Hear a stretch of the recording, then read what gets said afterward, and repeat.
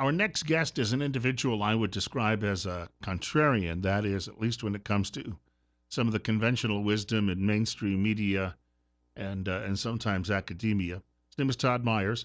And if you were to look at his bio from the Washington Policy Center, it says he's the director of the Center for Environment, and it probably doesn't even represent a lot of what he's dealing with on a regular basis. And the reason he's joining us again today is a few weeks ago when we were really delving into the subject one day of Representative Mike Simpson's proposal to remove 4 dams from the lower Snake River.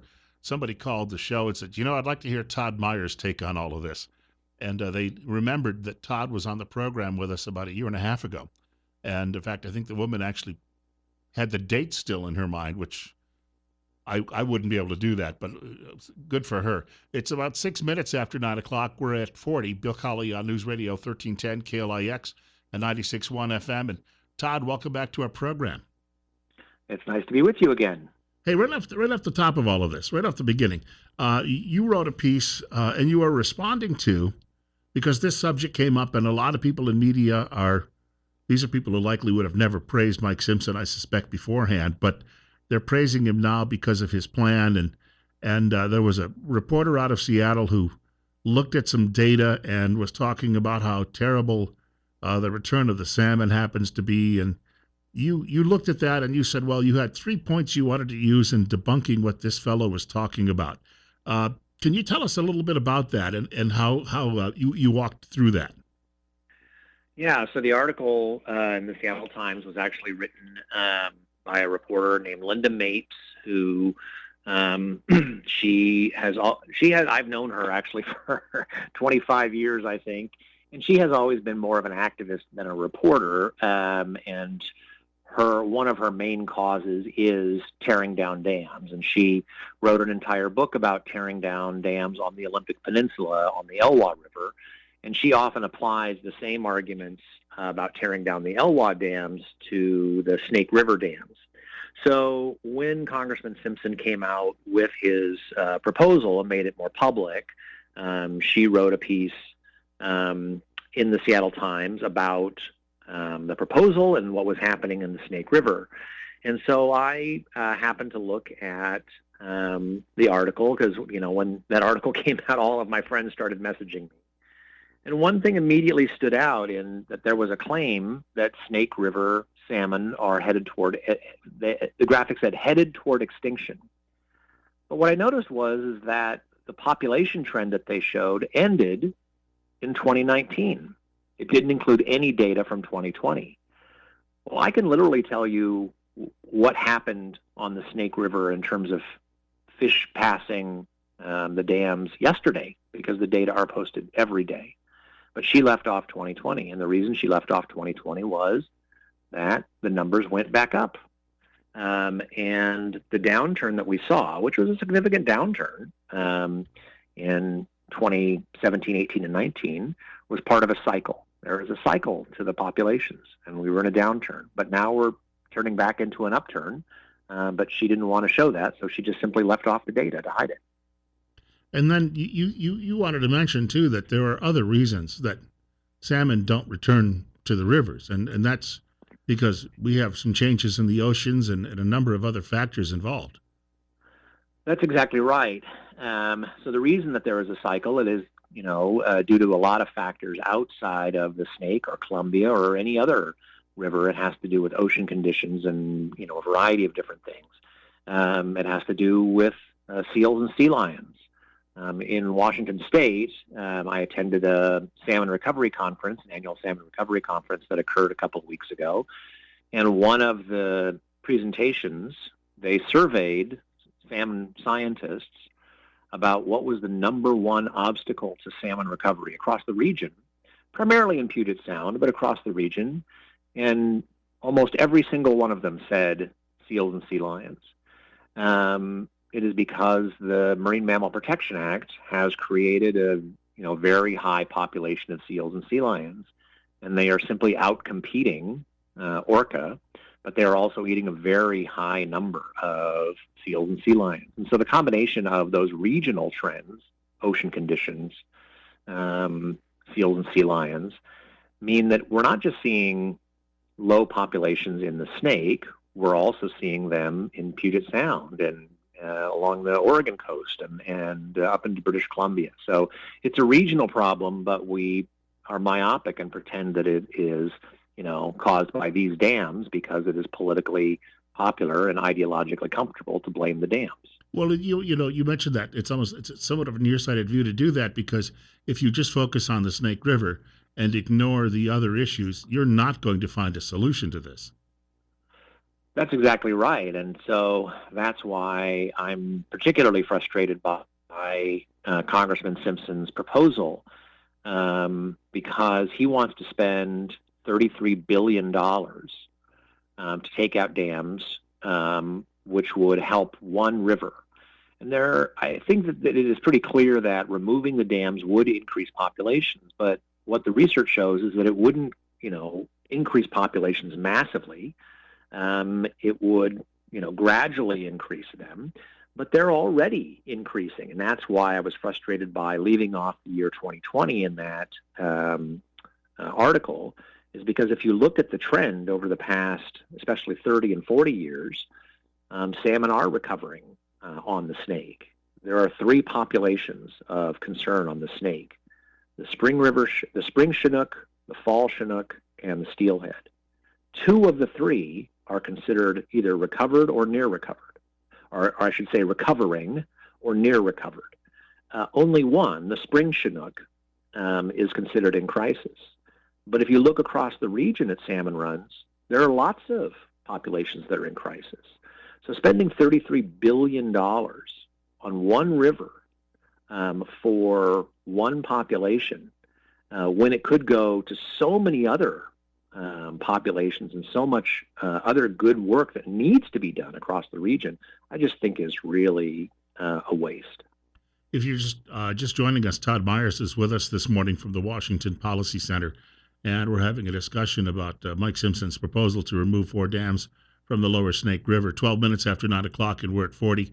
Bill Colley on News Radio 1310, KLIX, and FM 96.1. Simpson's idea also, from what I understand reading it, and when it first came out, I mean, I was getting reaction from a lot of different directions. But from reading it, it really is one of these things that it requires or depends upon a lot of things to happen in the best possible sense. In other words, it's like saying I'm going to go into a casino, and I expect that if everything falls into place, I'm going to hit the jackpot that particular night. There are no guarantees, though, that all of these rosy projections are going to come about. Well, that's right. That's not just true with the science. It's also true with the politics. So one of the things that he has said repeatedly is that he would require the environmental community to stop lawsuits on all the other dams in the Columbia River system. And the environmental community, at least a sizable chunk of the environmental community, actually held a press conference last month saying that they would do no such thing, that they would sue on all dams. Because that's their goal. Their goal is to remove all dams. So if, he is true to the promises that he made, that this deal doesn't exist without the ability to stop lawsuits on all the other dams, then, one of the main promises in the proposal has already been violated, because the environmental community is saying, we're not going to make that promise. One of the other issues, he says that, he'd be looking for ways or could come up with a remedy for people who would lose water along the river system, farmers and ranchers. We spent some time on this program yesterday talking about the drought situation, especially in southern Idaho. And when you start telling people you may have an issue with water while I work on this, tell you what, I'll come up with a solution in a few years. And people are already thirsty to put that in no other way. Doesn't seem to me like that's another area that you can actually guarantee that you'll have a solution for. I think that's true. The Snake River dams are much less about irrigation than other dams across the region. And the region that it is in, the Palouse, is primarily dryland crops. So the risk of losing that water is lower than it is in other places, because it's not one of the top reasons that we have those dams. But it is a reason, and it is a concern that needs to be addressed. And I think that's the challenge is that the reason that the price tag is $33 billion is not because that's what it costs to tear down the dam. The dams are going to cost $1 to $2 billion to remove based on estimates. Now, it's a government program, so probably costs more than that at the end of the day. But still, the vast majority of the money goes to offset the economic and other damage done to the region. And that's why I just think, what are you getting for the amount of money that you're spending, not just to help salmon, but to undo the damage that you're doing? I just think if you want to help salmon in Washington, in Oregon, in Idaho, there are so many things we can do. And $33 billion is a massive amount of money. Washington State, their entire salmon recovery budget is about $100 million a year. We're talking about 330 years worth of salmon recovery spending for Washington State. If you think that we should spend that all in one place on one stretch of river for marginal long-term returns in population, I just disagree with you. I just think that's a waste. Do you have time for some telephone calls too as well? Absolutely. We got a caller looking to join our conversation. And caller, you're on the air with Todd Myers from Washington Policy Center. Go ahead. Yes, I appreciate you taking my call. Out of all the dams on the lower Snake, Little Goose has the lowest return rate of sub-yearling Chinook. In other words, you've got steelhead, yearling Chinook, steelhead, and sub-yearling Chinook. Little Goose has the lowest return rate of 90.8%. So in other words, trying to say that the dams are causing the problem, if you go through this information, that's the lowest return rate.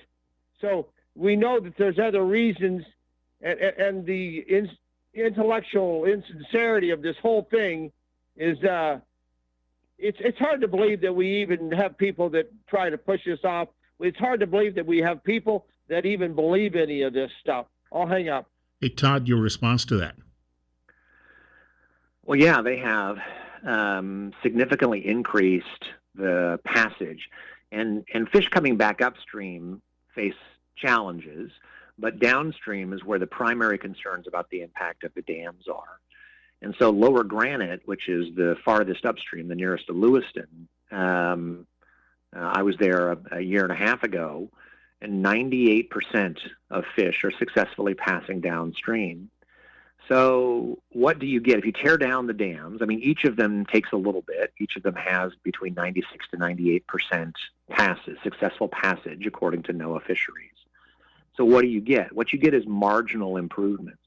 So if you tear down all of those dams, you get 2 to 4% at each location.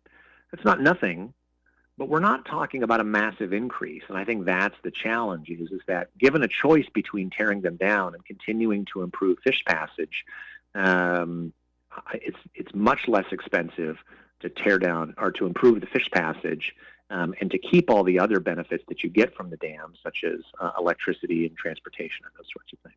And I've often wondered if Mr. Simpson is just looking to try to build some sort of a legacy or a memorial to himself. We got about a little under a minute before the break, but I wonder if there's some vanity involved in this. Well, I think all politicians want to leave a legacy, and I think he probably sincerely believes in what he's doing. I do think that and I see this all the time in environmental issues. I've been working in environmental policy for more than 2 decades, and I see one of the challenges of politicians is that they'll say something in public, they'll make a big deal out of it, and then somebody will say, well, your data aren't quite right. But since they have said it in public, they now can't go back out and say, oh, by the way, I screwed up. I actually got it wrong. So they sort of put their feet in concrete, and even if they're wrong, they have to end up sort of sticking with the bad position and making the best of it, and I worry that that's the situation. We've got more coming up with Todd Myers from Washington Policy Center. It's 9:20. We're at 52. Bill Colley on News Radio 1310 KLIX, newsradio1310.com, and 96.1 FM. 20 minutes after 9 o'clock, too, as well, on Magic Valley this morning. Todd Myers is with the Washington Policy Center. He addresses environmental issues. He's talking with us today for a few more minutes about Mike Simpson's proposal to remove 4 dams from the lower Snake River. It's 9:23. We're at 51. Bill Colley on Magic Valley this morning. on News Radio 1310 KLIX and 96.1 FM.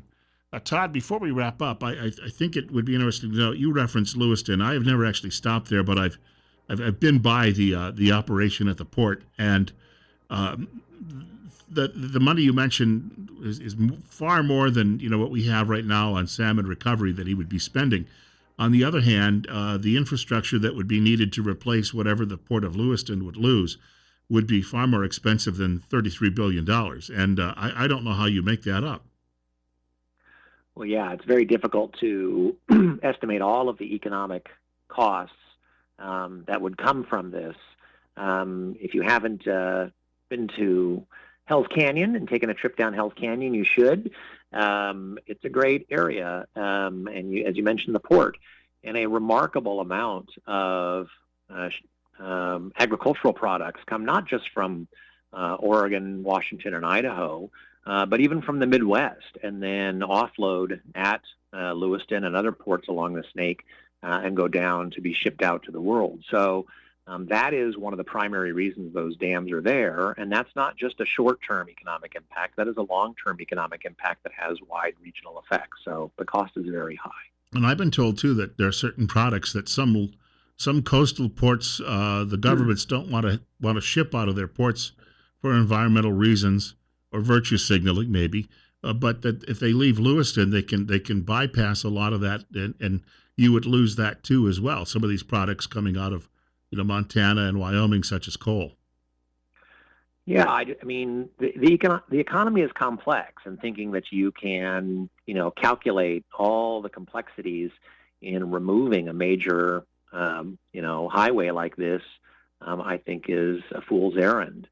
How much would it cost to add train capacity? How much would it cost to add road capacity? Where will those products go if they can't take that route? So all of those things are complicated. But again, if there was a major increase in salmon recovery, if you could say, look, we clearly get a large benefit over here, so let's try to figure out how to offset the impacts, that would be one thing.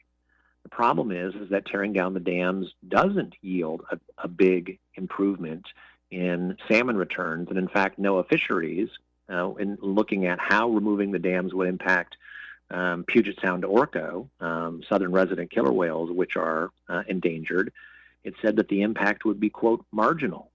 So even they say, look, if you're doing this because you want to help orca in Puget Sound, that this is not going to have a big impact. There are lots of other things we can do that would be better. I had when this was first proposed, I had a feeling that my gut feeling said, well, this isn't going to fly. But in recent weeks, I have started to have this a bit more of a queasy feeling that it might be a lot closer to happening than I likely thought in the beginning. Do you get a gut feeling yourself on what will happen with all of this? I worry that the sex appeal of tearing down dams appeals to a lot of people. American Rivers, for instance, called the Snake the most endangered river in the nation. I saw that. That's patently absurd. I mean, if the Snake is the most endangered river, we're doing much better than I thought nationwide. As I mentioned, the state of Washington has three fish populations of concern in the Snake. One of them is recovering, one of them is near recovered, and one of them is in crisis. So we shouldn't ignore the fact that the spring Chinook are in crisis. But Puget Sound Chinook are in crisis. Puget Sound Steelhead are in crisis. There are lots of other rivers just in Washington state where populations are in crisis. And so that sort of, claim by American Rivers adds a lot of heat, a lot of passion, but it is just simply contrary to the data and the science of what's actually going on there. But I worry that that's enough to create the momentum. Got about 60 seconds left. Reading what you wrote, I thought it was fascinating. For people who'd like to see more of that, where would you send them? So I cover primarily state, but some regional politics at washingtonpolicy.org, which is our blog. A lot of things that start in Washington end up going to other states. And then if you want to follow me on Twitter, it's at WA Policy Green. And I talk about environmental politics of all sorts of things, salmon recovery, energy, the environment. I thank you for your time this morning. Great speaking with you. Hopefully, we'll be able to do it again sometime soon. It's always nice to talk with you. Take care, sir. Todd Myers joining us this morning from Washington Policy Center on News Radio 1310 KLIX and News Radio 1310.com. Wrapping up a discussion about the proposal from Representative Mike Simpson to remove 4 dams from the lower Snake River. You may have heard the story earlier this week as well that some of his fellow Republicans in the U.S. House feel that he's been keeping them out of the loop while he's actually been spending much more of his time actually talking with the very liberal governor of Oregon, Kate Brown, about this, meeting in some sort of a secret session, although he says there's nothing secret about it. I have a note from Charles Howell. He's Jerome County Commissioner, and he says when it comes to mistakes on a plan like this, Charles says, nothing wrong in admitting your mistakes, especially with new information. Spot on. We've got a break, and we've got more coming up. Bill Colley with you for one more half hour on News Radio 1310 KLIX at newsradio1310.com. And, of course, 96.1 FM, if you've not yet tried that out. See if you can hear us there. I find it to be a pretty good signal.